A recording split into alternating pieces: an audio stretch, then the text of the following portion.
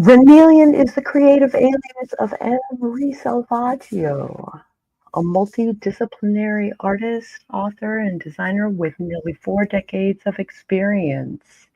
And she's with us today to talk about marketing.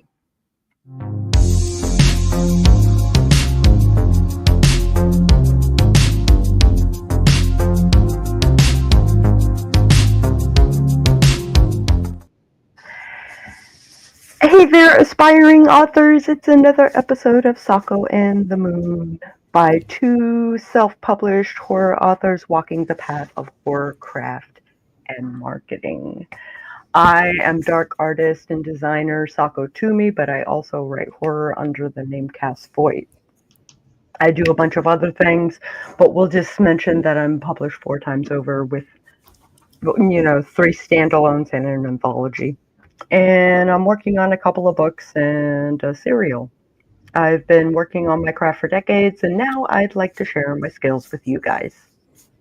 And I'm just an artist who is dark. I'm Dwanell Hearn, more affectionately known as the Moon. And I am once published. I write stuff, I film stuff, and I talk to people. I'm just going to stick with that. Okay. I thought I'd throw that in there for you. Sako. While I'm still moving today, while this is still working. And Ren is here. Hi, Ren. What's up? Hello. Long time no see. I feel like it was only yesterday. Let's see here. You've worked under the name Renmeleon for many years. Can you tell me who she is and how she differs from your primary persona? Renmeleon is pretty much a nickname. I go by Ria or Ren as much one as the other. Originally, the business name was the Renaissance Chameleon, and that was based on somebody in the SCA that I said I was a Jill of all trades, and they knew my work, and they're like, no, that is not, no, you are more than that. You are a Renaissance Chameleon, and it stuck.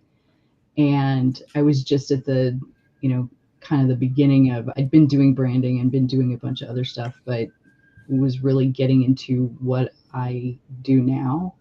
Mm-hmm. And, but when I went to do the domain name, the Renaissance Chameleon was not going to fly because it was too long. Nobody knows how to spell Renaissance. Nobody knows how to spell chameleon. And so I just shortened it to, Renmeleon, and it just kind of stuck. But I don't know that there would really be, I don't know, it's just a facet of your personality, I guess. Yeah. You span so many disciplines: writing, illustration, education. What's the thread that connects all your work?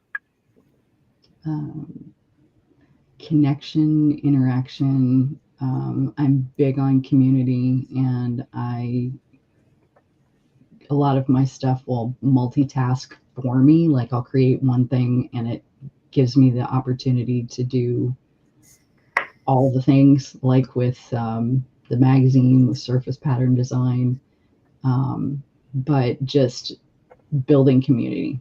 So community, I think, would probably be the red thread in a way. Very cool. Do you consider yourself more of a visual thinker, or do you process the world through story first? It depends. I would probably say more visual, because I do a lot of mind mapping and brainstorming and, visual stuff on paper when I'm planning. I'm a big planner, very measure twice, cut once kind of thing. And probably more visual, but I get ideas from everything. Music is a big inspiration for me. Chance conversations out in public, and those what if questions that you get hit with, and just, which I don't intentionally eavesdrop, but there's situations where, you know, you're sitting in a coffee shop and you're writing and you hear something in the background. It's like, oh, wait a second. Like be careful, you may end up in my next book kind of situation. But yeah, it's I would say visual for sure. Okay. Moon, do you have your notes in front of you? My notes? Come on now. We know that I don't take notes. Okay, how about, do you have a copy of the script? Yeah, I didn't pull it up. Do you want to take the psychology of creation part? No, I mean, these are great questions, by the way. These are kind of your questions, and this is how I operate. Like, I am a play off of you kind of person. There are questions, and I can attach myself to.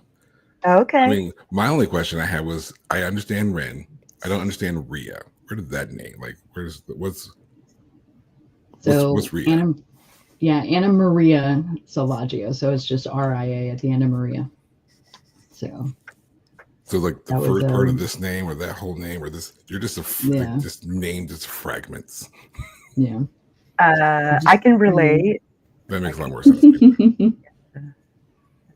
Me too, because Moon is short for absolutely nothing. It's not associated with my name in the least. Moon is your persona. Yeah, it is. Okay. When you're creating something deeply personal, what kind of headspace do you go into? I always start my day with journaling. So if I've got some kind of a creative project that I'm doing, there's almost always a journaling page about it. And that gets me in a particular mindset to go introspectively. And I actually have a journaling system that I do. I'm horribly ADD. COVID just made it way worse. And I have like a framework that I do and quadrants and that kind of thing. So I'll plan out, put my thoughts in, doodle, come up with something, relevant if it's a pattern or if it's something that is more personal to me. And I don't do enough of that, and I need to. I journal, but I don't do enough personal projects, stuff that's not work. Because I like what I get to do. I feel really blessed to be able to get to do what I do. And even if it's client work, there's more of a structure, more of a framework, obviously, because of deadlines. But it's very, I need more separation of that, because I see a lot of people that are like, doing art for yourself kind of thing. And my projects multitask as stuff that I'm going to sell or stuff, designing stickers and designing, merch for my own books, that kind of thing. So I don't have as much separation as most people, but it's because I love what I get to do. I have fun with it. When it gets drudgery, I won't be doing it anymore. I have a follow-up question. But yeah. You mentioned being so structured. You said you are horribly ADD and everything is so structured. So how do you find a way to, because we are all creatives, and one of the things about being a creative is that sometimes the spontaneous idea pops. How do you express the spontaneity of a random conversation in a coffee shop or something curious that you might see while walking down the street? How do you, if everything around you is so structured, how do you find a way to express the spontaneous? I'll make notes. I usually will have my journal with me or my planner, and I'll make a note in pencil or something to transfer to wherever I want to later. I used to carry index cards, for the random thought. I have been known to carry blank zines with me, the little one-page zines that I can write story arcs on, or different things. So I have a hero's journey one that I made. but we joke around a lot that I need another project, like I need a hole in my head because somebody will say something and I'm like, damn it, now I gotta draw it, or now I've got to do this. Is there a medium that because you do so many different things, you have your hands in like prose, and you have your hands in art, and you are trained in screenwriting. So is there a particular medium that you find your spontaneous ideas like fit in most? Like, are they always drawings? Do they always come in as stories? Poems even? I doodle a lot, so I'll make notes and I'll doodle. Some things lend itself to, there's almost always a drawing or a mind map first when I come up with an idea. Some kind of sketch, some kind of, notes, character development sketch, which could lead into a story idea. That happens a lot, where the character will come first and then everything else. Yeah. Then we're going to 2 a.m. or look over at 11:30 at night, she's still drawing illustration. Yeah, I do that. And to me, it's very zen. And I tell people that, if you don't see a pen in my hand, check my breathing. That's my husband. He knows me. But yeah, it's just the structured framework is for when I'm like getting to work, like when I'm down to work. Or with the journaling, the system I have is literally the visual of putting the date, drawing the border, and then separating it into sections. And depending on how I feel for the day, maybe the bigger section is writing, or the bigger section may be drawing, or, so it varies. But having the framework of sitting down to work, I'll have my notes, I'll have my storyboard in front of me if I'm doing illustrations for a book, that kind of thing. And any stray ideas that pop in while I'm doing something, I'll make notes and doodle. So that's pretty much how I handle it. I'm very pivot, very flow, very water. Very cool. She's very cool. Yep. Have you ever created something that surprised you? Like it revealed something about you that you hadn't consciously realized? When I want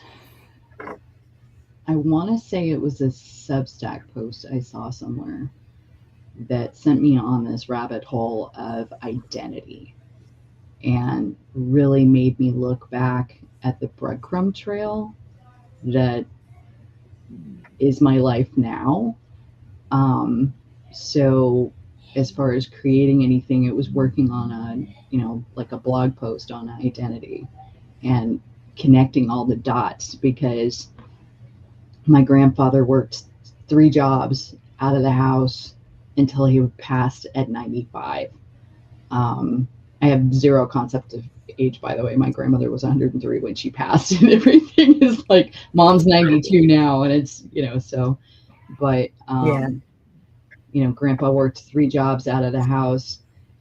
He had a typewriter, which we collect typewriters. I work full-time from home. He worked for Citizen News, and I've done paperwork, newspaper work in the past, got out of it as soon as possible. But that started me on my editing path. He worked for an RV show, or an RV company that they had RV shows, and I used to draw his maps, and I do illustrated maps and teach illustrated maps to hand-drawn maps to K-12, and have done it for books and do and that started me out on my world building. And then his other job was worked for the fairgrounds, and I used to help the carnies set up. So I have this, circus background, and we were in Florida, so there was ringling and there's a bunch of other stuff. And I was always big into, vintage circus posters and interactive things. And then I apprenticed to a magician for 2 years and did a lot of sleight of hand card trick kind of stuff. Because of somebody I had met in that.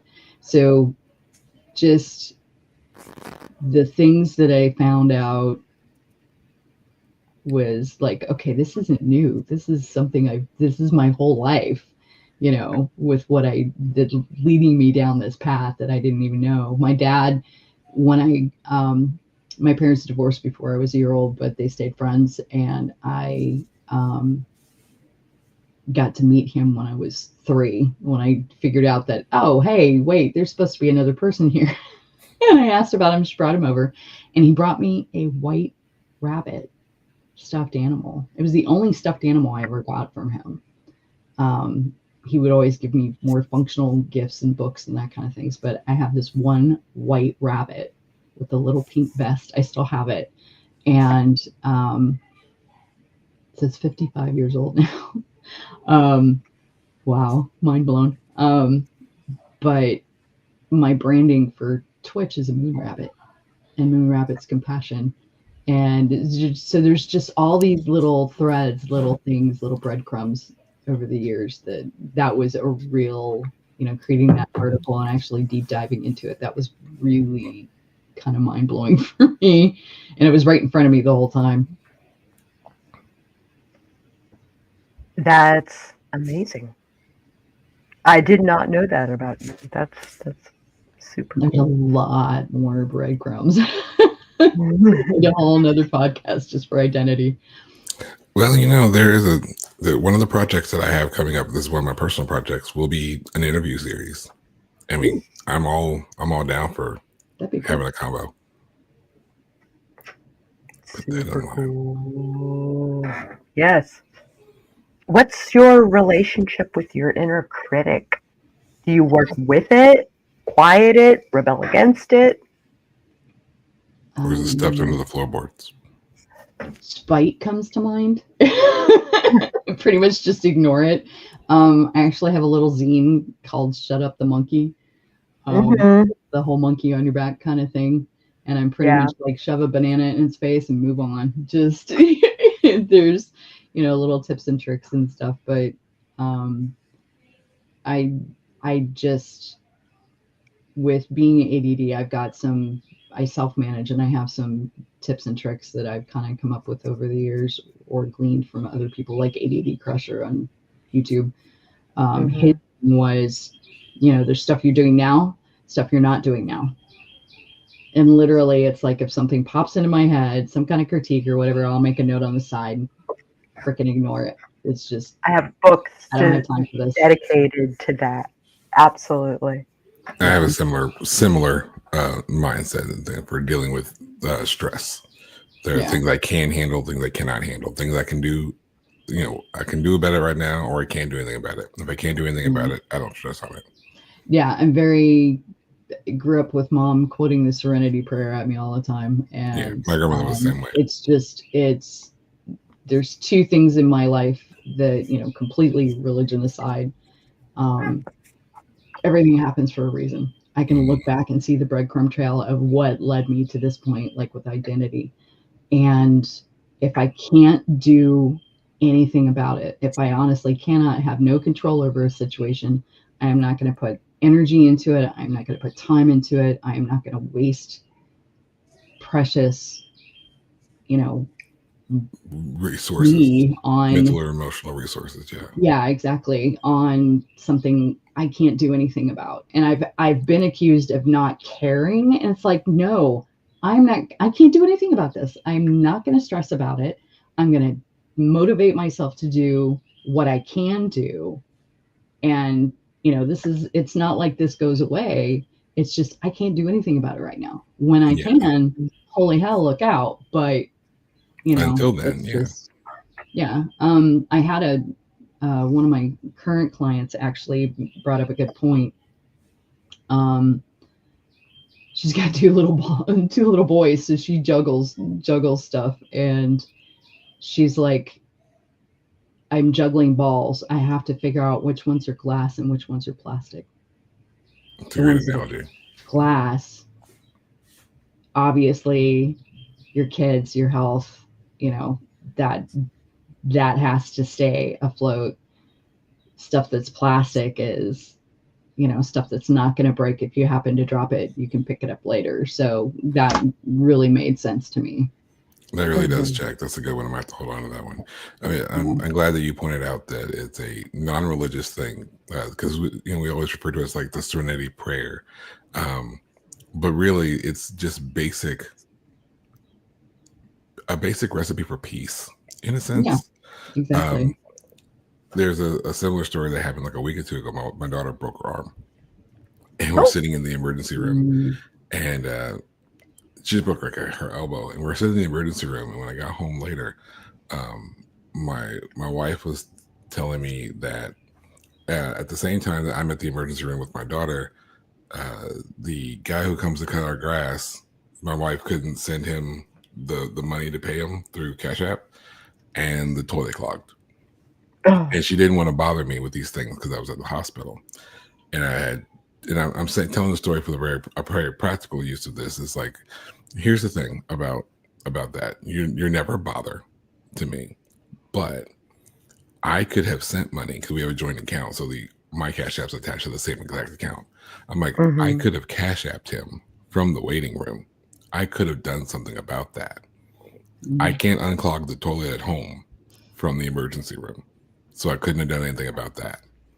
So it's one of those things, to understanding what you can deal with in a moment and what you can't deal with in a moment. None of them were more important than caring for my daughter and keeping her calm in that particular moment at the emergency room. However, there were things I could do and things I could not do. And so just understanding the difference between what you can handle, what you can't handle is a very important thing, particularly for creatives like us and the people who are watching, because we will have our hands full with work, school, family, mental struggles, local things, and we will put everything in the air. But a lot of our creativity comes from us as an extension of ourselves. And we got to learn whether or not, I guess to take your analogy, whether or not the things in our lives are plastic or glass, and which ones are worth juggling and which ones we can let fall to the ground. I love that analogy. I really do. Yeah, I've been like, thank you so much for that.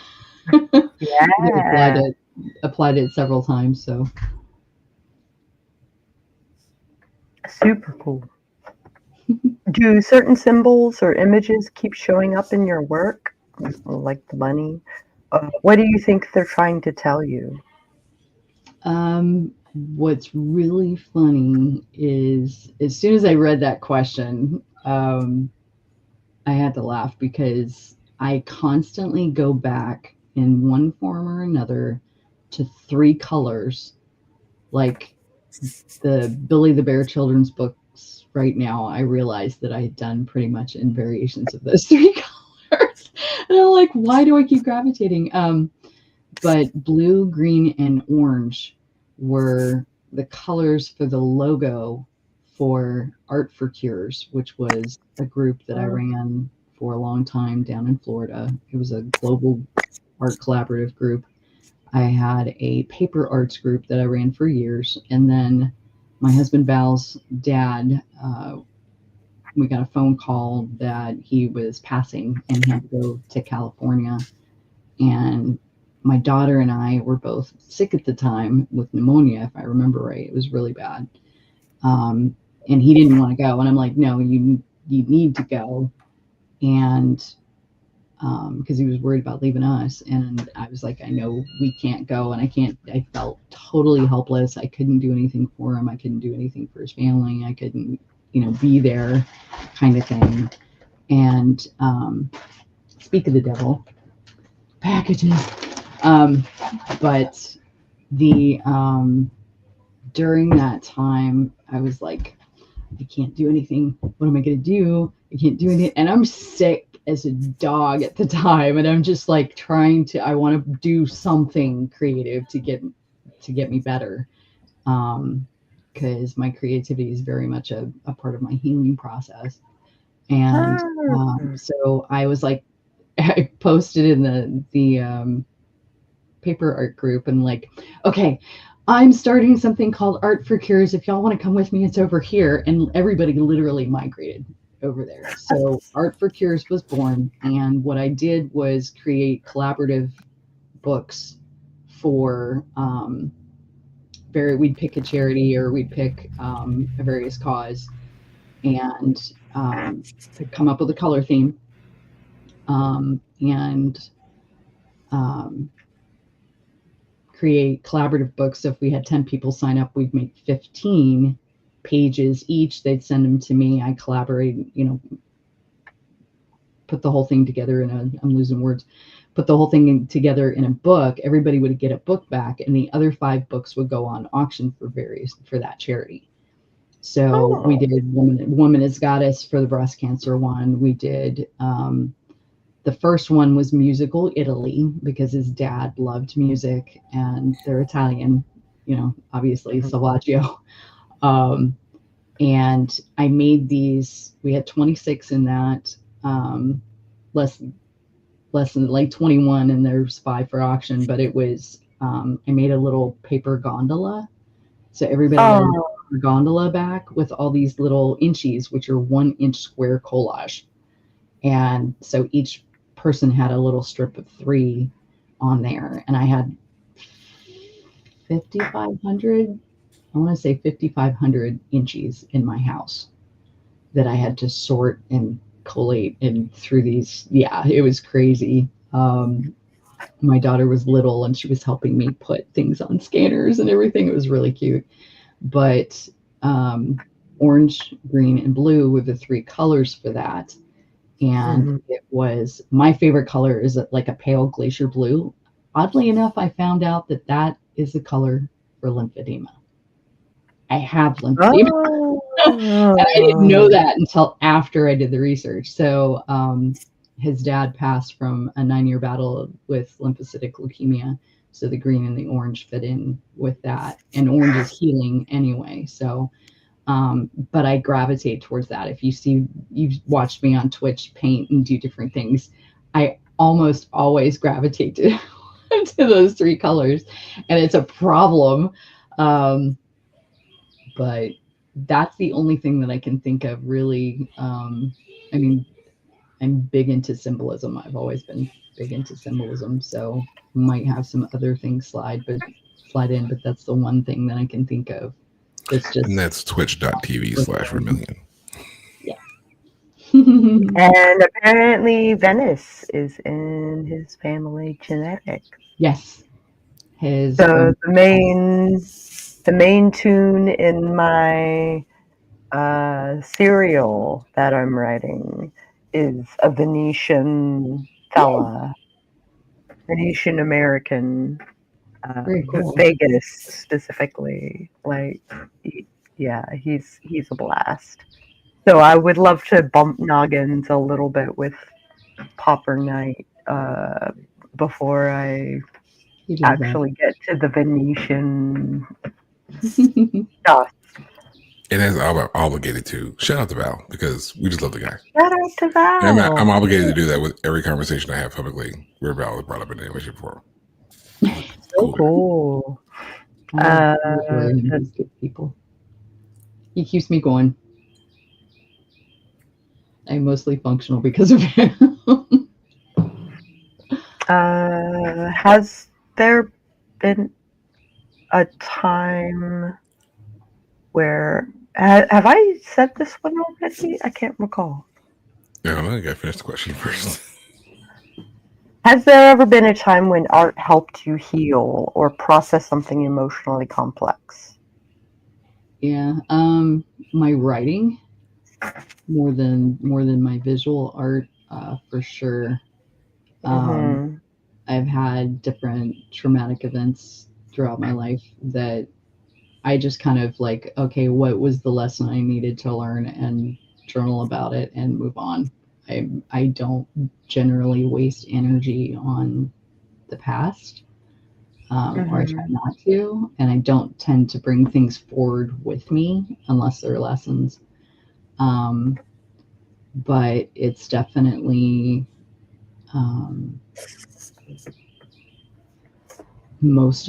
I would say all of my creativity is healing for me. It's all, the way I process information, the way I calm myself down, the way I plan, because the planning framework or having an idea, even if it's, like with my writing now, most of the time I outline, so I have that framework, but I've been pantsing it on my Wednesday morning writing stream, which has also been very freeing. So the framework is there probably 80% of the time as to, and it's not even sometimes it's something that's actually tangible. It's just I have a kind of checklist kind of thing I go down. But my writing is probably the most healing thing that I do. That Whether checks it's out. poetry, short stuff, or creating whole novels, novellas from something, but just being able to write it out and get it out, and I'll not necessarily torture my characters with it, but my character will be working it out over here, and I'm like, oh, okay, that's a good thought, because our characters tend to take over. That is a real thing, people. For anyone who doesn't create characters, do understand that in most creatives you'll talk to, they start a piece, they have a direction that they want to go, and somehow, some way, the non-existent in real life characters dictate exactly some other direction, and it's our job to follow suit. Yeah, Add we're a series. just along for the ride. Yeah, in the flow. I started a small series, and it was supposed to go this very clear and obvious direction by the third part, and I'm nowhere near that. I'm in part 10 that I'm writing now, and I am nowhere even close to where I want it to be. Not even half close.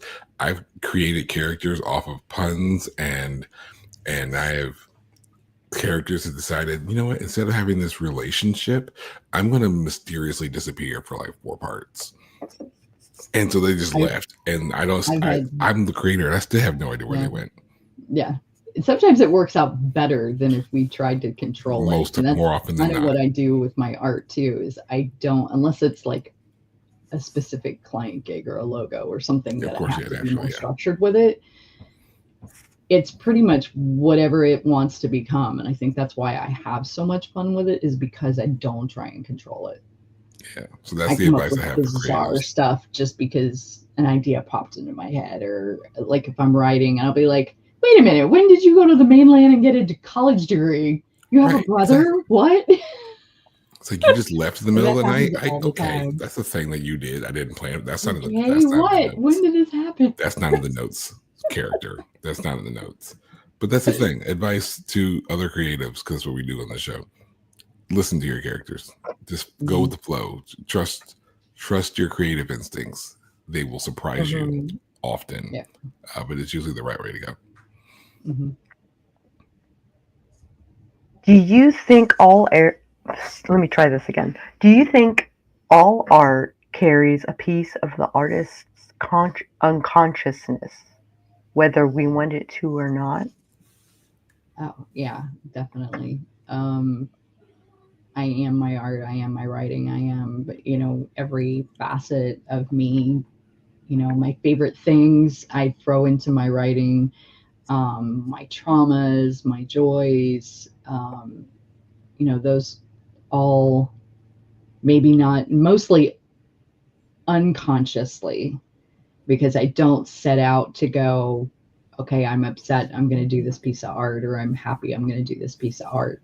It's whatever I'm feeling at the time tends to work it out through what I'm creating. So definitely more, subconscious, unconscious than setting out with a specific goal to do that. But oh yeah, I think, and this is one thing that's come up with conversations about AI. is there's no soul in it. I thought it and didn't want to say anything because I know how this conversation always So quick note, backstory is I actually run the AI panels, or have run AI panels, and most likely be doing one again this year at Imaginarium. And I have very strong feelings about generative creation. I'm productivity, you know, but there's no closed circuit on generative. It is known theft, and I have very strong feelings about that. But the biggest thing is, and I've had people try to submit AI art to Crow's Market, to the art shows that I run, and I'm just like, that is a constant argument about whether or not it's theirs. And so I just don't even get into an argument. I'm just a hard no, and it's on the site. Don't even bother. You didn't read, don't bother. Argument's a good word. But there's no soul. The biggest thing, one of the biggest things that I learned was, I used to do shows back when I was in high school. Out of high school, I'd done a couple of shows, and I think it was in the early 90s. I had set up at a Celtic festival, and I used to do live, breathe, eat, sleep Celtic knotwork. And I used to draw these, greeting cards, and I would take the black and white greeting cards and hand paint them at the shows just so they could see a demo. There was a gentleman set up next to me that actually ground his own pigments, did vellum, actual calfskin vellum, and did, these gorgeous illuminated manuscript type pieces of art. And he said, "I love your art. Can I make a gentle suggestion? I don't want to offend you." And I'm like, "Yeah, please." And I learned off the Winter Park Sidewalk Art Festival. I used to go and sit and just talk to artists. They don't do that anymore. Now it's like, no photos. Don't ask me about my process. Back then it was, here's a bottle of water. Do you need a piece of paper and a pen? I'll give you my entire process. Life story. Yeah. That was how I learned most of what I do.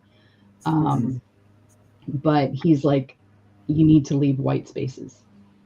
You need to, it looks like it's printed. It's too perfect. It needs to look more handmade, when I was painting different things. So I started leaving like little errors or little, imperfections in things, and my sales increased from there too. So thank you. I don't remember your name, but thank you. But there's no soul in the AI stuff. There's no investment of self, it feels like.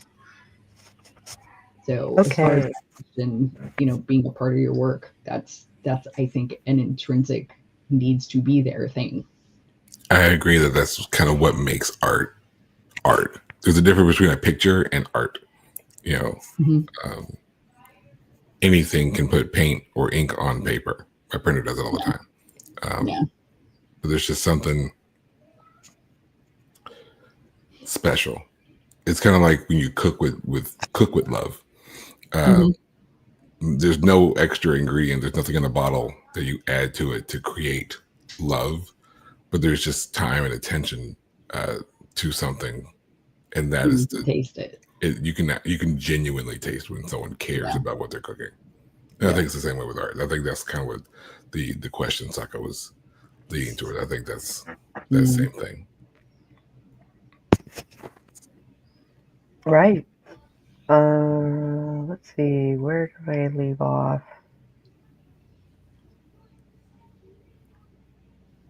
I scrolled down. I'm sorry. It's cool because we're live. We are live. This is what live does. You're hitting the teaching and creative legacy.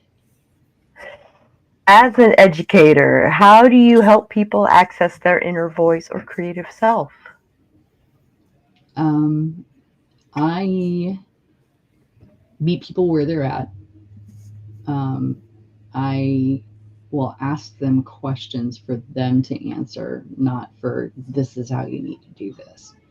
Right. I tend to, like with my writing, I'm very grounded. This is the real life kind of thing, and then I push it over the cliff. With the with teaching people, I'll meet them where they're at, and I'll push them to try new things. But I play to their strengths. Sako works with me on the magazine, and it's very, what do you want to write about? Which section do you want to take? Where do you shine?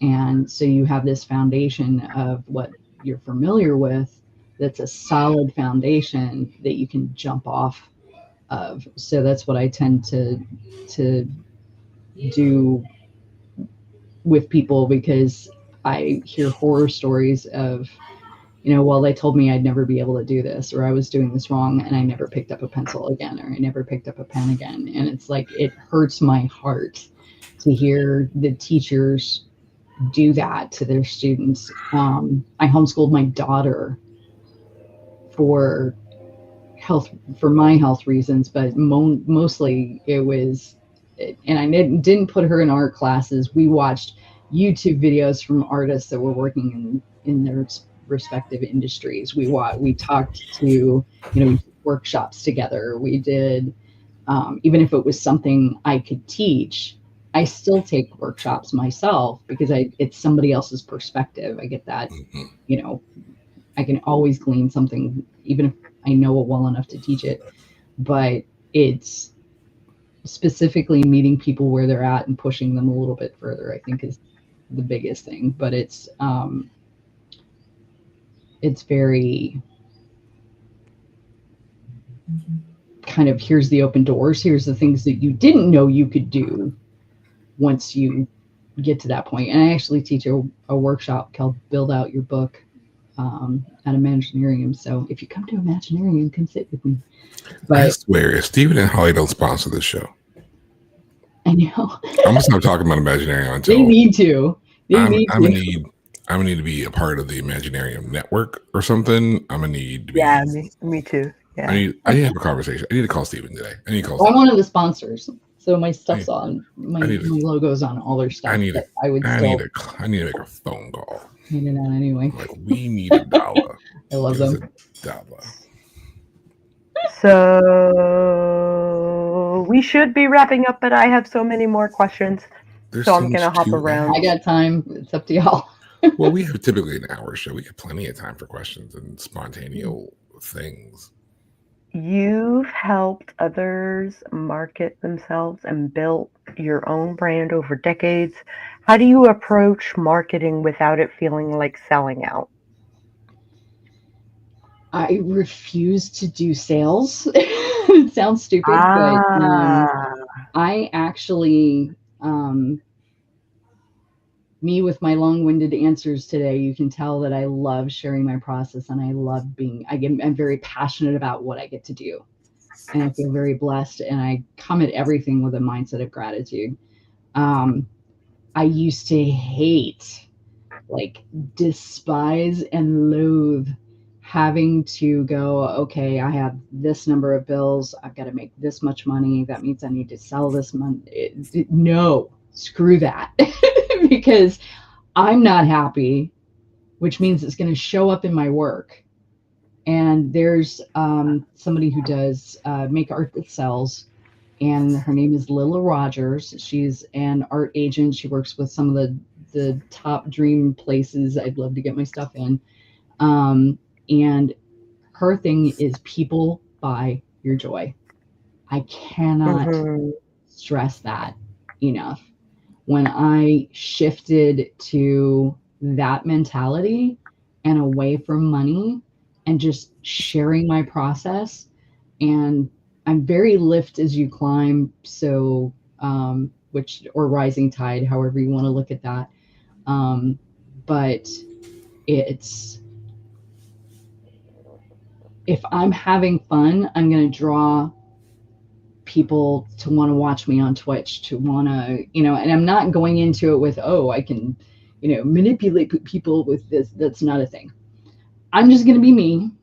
I'm going to do what I love. I'm going to tell you how I did it.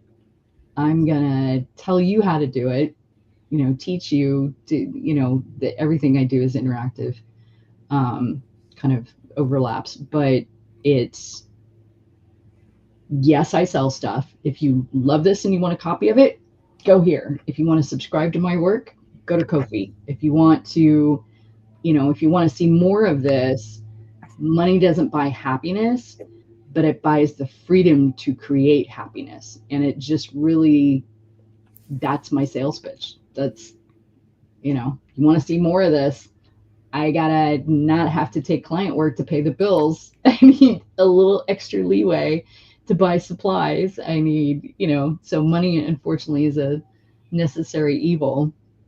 I focus at it when I can, but it's, I don't like sales pitches. And one of the things with that too is social media. Don't think that you have to be on every single freaking platform. Ding, ding, ding. Specific name like Renmeleon, I blocked my name on a lot of different things that I don't use just because I don't want somebody coming in, making that name and ruining my reputation. Case in point, I actually have an OnlyFans that I don't use because I blocked the freaking name so nobody could do something with it. Just so no one freaks out, understand that the nature of the website is for artists to share their work with the public. Yeah. It's not necessarily or exclusively explicit. Please do not expect to find Renmeleon on OnlyFans for any other purposes. Do just understand that just because you find the name there used does not mean you're going to see content. Yeah, there's nothing. There's nothing there. Not all content on that particular website is inappropriate. Just, I felt like the disclaimer was necessary. I need it. She's very lovely. It's all for Val. Calm down. Val's been trying to help me brainstorm, and my daughter too, trying to brainstorm something funny and totally unrelated that we can do over there.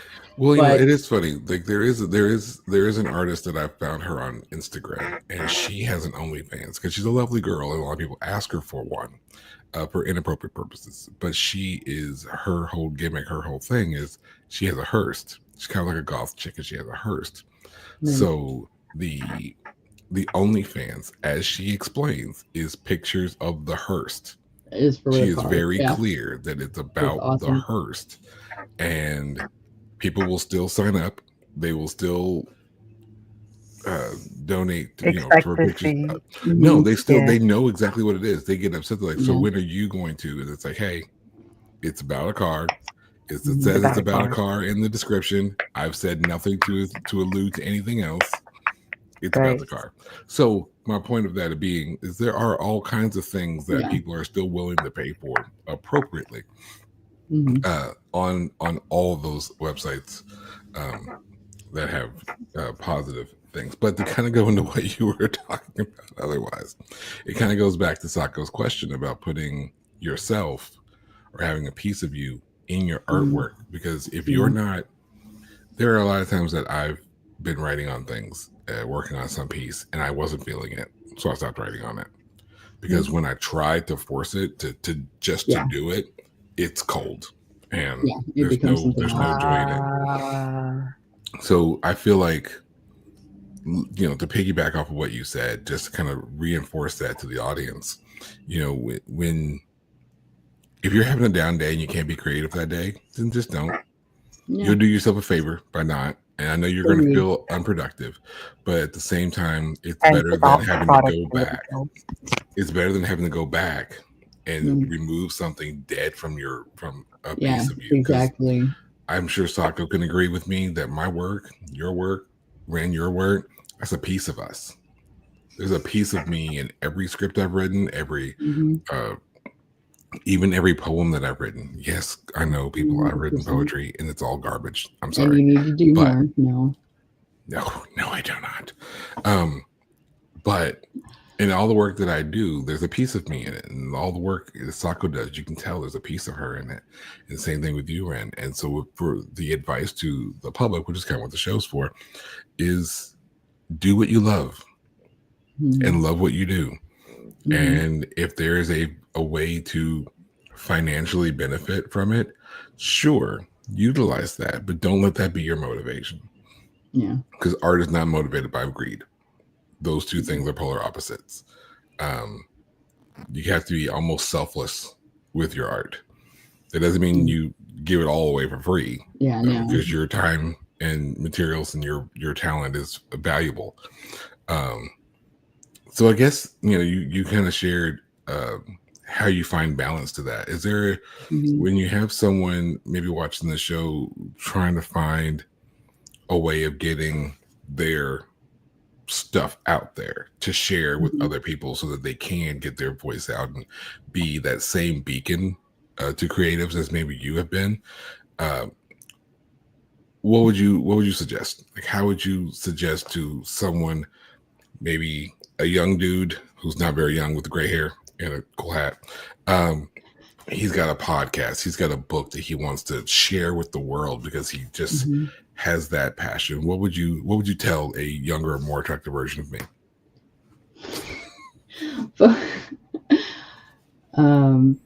Focus on community, big time, more than sales, more than social media.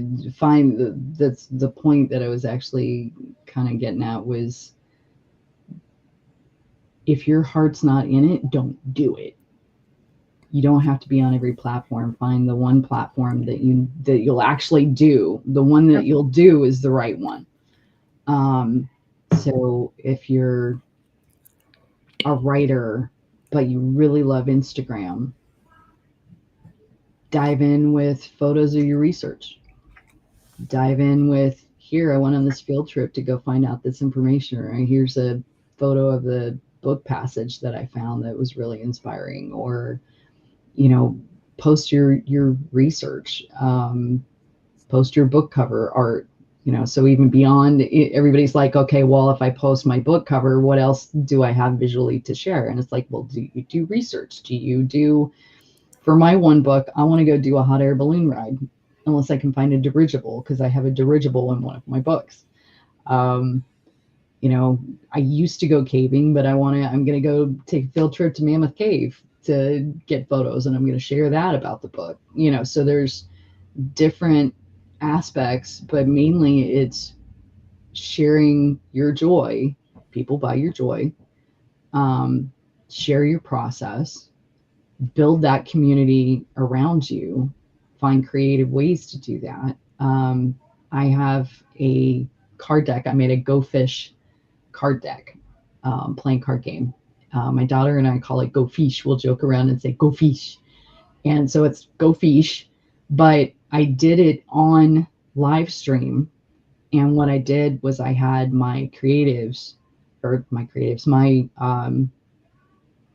audience pick a color, which both of you have been active. So you guys are going to be in the next deck, and you need to pick an animal, a color, and a little phrase. You already know what animal I'm going to pick.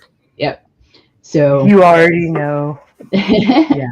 So they are in my deck. They are essentially my deck. And so I do a shout out on one of the cards.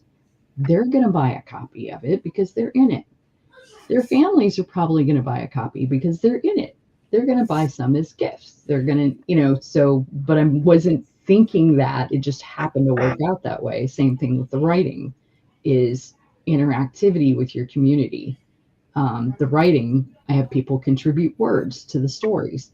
They're going to get their names in the acknowledgments of the book. They're going to want a copy. I had 850 contributed words from 35 different people the last time I did the writing stream. So it's working in your community, sharing the things that you love, sharing your process, and just building your joy out, basically, in a way. but don't focus on sales. I mean, everybody's got the necessary of evil of paying bills, but coming at it from the other angle, that the money is a happy side effect of it. Mm-hmm. Mm-hmm. So, I can confirm everything you just said, because I mean, the thing about community, I've seen enough, and I know Sako and I, we probably have had this conversation where we've discussed people we know who will stress themselves over putting out content on different social media. Oh, I gotta go here to TikTok. I have to go put something on Snapchat. I have to go. It's like, listen, just do what you do.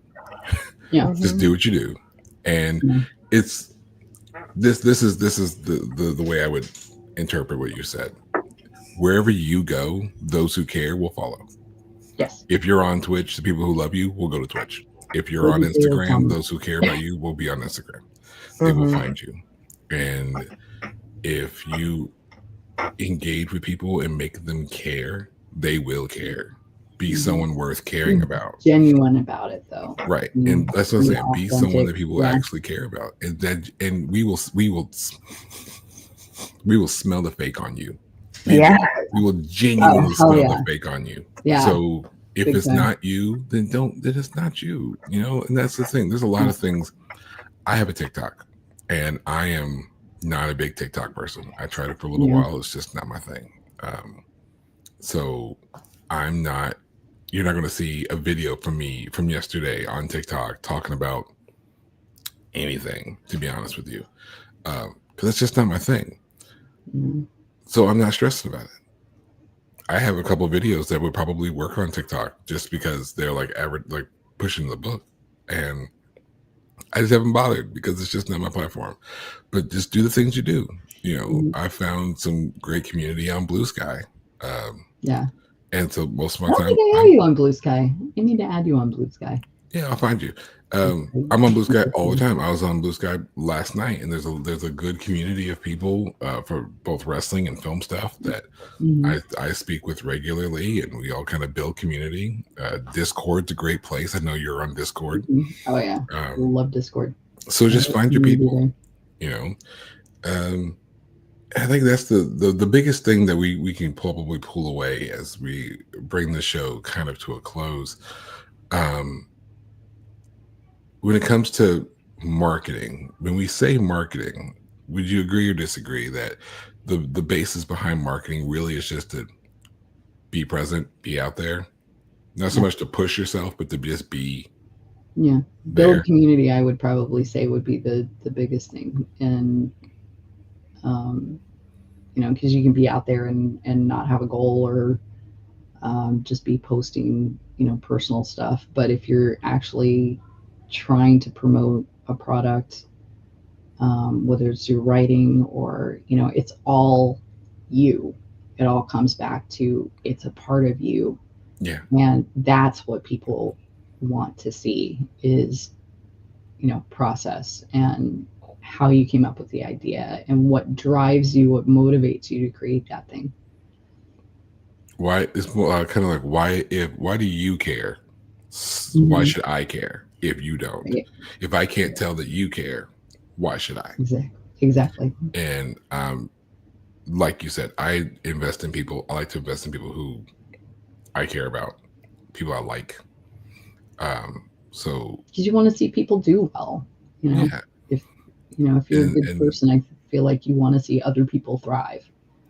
And we talk about this convention, and I swear, Holly, Steven, if you get a hold of this episode, I do understand. Like, I'm looking right at you. We do understand. Like, you need to sponsor this show because we talk about you all the time. You need to sponsor Sako and then it goes wrestling. Straight out advertising, something. Yeah, that's right. Something. Just give us something. Either way it goes. But we met at a convention, so go out there, be a part of.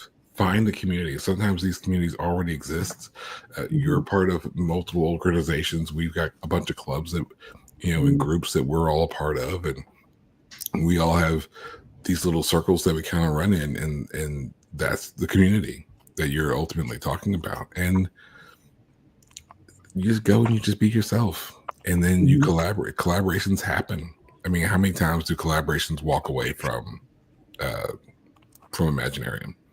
Yeah. This show is a result of a collaboration of meeting someone at Billy Imaginarium. the Bear, the book series that I'm working on, he was working at the hotel at Imaginarium. That's how I met him, through Three Ravens, actually. Hillbilly sent Shout out him to to me Hillbilly. because he doesn't do Shout out to Hillbilly. he doesn't do children's books, so he sent him to me, and I've gotten a lot of referrals and a lot of, build out my community there. Especially and there's with the more workshop. than just Imaginarium out there. Sako. That's the only one I go to. There's like AuthorCon. Sako's been to AuthorCon, RavenCon, Balticon. Yeah, that's coming up.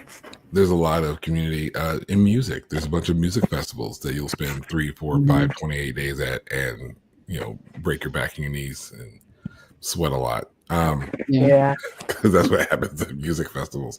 But it's fun because when you're there, nothing matters but the music. Just like when you're at these creative spaces, everyone's just trying to encourage each other. And I think that if you're watching this show looking for information on marketing, probably the golden thing you can draw away from all of this is be yourself, be genuine, and find your people, find your community. And if you don't find your community, build one. Build one. Be the anchor of a community, and those who are genuine around you will find you. It's just how the universe works. That's just the universe doing universe things. If you can't find a community of your own out there, be the community. Be what you want to see in the world. Today we talked to Renmeleon about her inner workings and her marketing skills. She'll be joining us again next week for the final time to talk about cryptids in Appalachia. Monday, okay, so we will tear apart Woman in Black at Ren's recommendation. I would love that. I love that movie. I would love that. I mean, we got a couple movies. We got a couple of them. We got a couple that we need to span over next week. Absolutely. Listen, this is what's happening. Let me know when and where. We gotta finish. We gotta finish Substance. We gotta do Hush. Woman in Black. I'm down for. That was a good movie. I haven't seen it in forever though. I love it. I have some inside information on it. Super dark Harry Potter. No, I'm kidding. I'm totally kidding. Okay, well, you should join us for Hammer Horror. Yeah, you should join us for that. Your work feels like it comes from many layers, not just from the creative self, but the reflective, dreaming, observing self. Thank you so much for sharing some of that inner terrain with us today. Thanks for having me. Okay, thanks for sticking it out to the end, guys. I mostly hang out on Facebook and Bluesky, but if you Google Sako or Sako to me or Castboy, you'll find all of my stuff, my art, my books, my dancing, my website, etc., etc. And move. Let the guests go first. Ran, where can we find you? Where can we get all this wonderful marketing knowledge and insight and community? I am Renmeleon. If you put it in quotation marks in Google search, it'll pull up 12 pages of nothing but me. It's behind her. It's right there on the thing. It's behind her. That's enough. It's right there. But all the platforms. Do not go looking on OnlyFans. There's nothing there. Just a picture of a Hearst. That's all it is. Yeah. Bluesky, Instagram, which I'm shifting over to PixelFed for that. But if you go to renmeleon.com, that's got the jumping off point for all the things. Ko-fi is probably ko-fi.com/Renmeleon is probably the best place because you can do there's my shop, there's blog posts. I do publish once a month for free, and then there's subscription. So if you want to further my work, you want to buy me a little freedom, that's up to you, but I would love to have you there. And then I'm on Discord and all that. So Now it's my turn. You can always find me if you go to your favorite search engine. Shout out to Doc Coleman, and look up Dwan L. Hearn. Then you'll find me. DwanLHearn.com is the best central hub for all of my miscellaneous things. You can find me on social media, primarily Facebook and Bluesky, by searching DL Hearn Writes. And if you can't find me, then you just didn't look. Or Hearn is HEA. If I want to go that far, it's DWANLHEARN.com. Yeah. If you like this podcast, please rate us or like us or follow or subscribe or whatever. You can contact us at sakoandthemoon@gmail.com. And how about that sign off? You were tasked yesterday, Ren. What's up? You were tasked that was the mystery, was that you were going to say it today. Okay. So thank you so much for spending your time with us today. We know that you could be 100 other different places, but you chose to be with us. We appreciate you. Thank you so much. Stay well, stay safe, wear your mask, wash your hands, take care of each other, and we'll see you next time. That wasn't the one I thought, but it wasn't. Okay. That was your sign. Oh, okay. You were supposed to task that. I didn't know I was supposed to come up with one. I literally said you said you had one. We'll do it next week. We'll do it next week. Okay. Now they have to watch. So now you guys have to hit the little bell thing to know when that episode comes out. Yeah. Right now, you do it now before you forget. You're going to forget. You're not going to do it later. Don't do it later. Do it now. Do it now. Right now. Do it now. And put it on all instead of personal. Yeah, all of it, because we do all kinds of cool, crazy stuff. Like, of course, you want to see all of it. Yeah.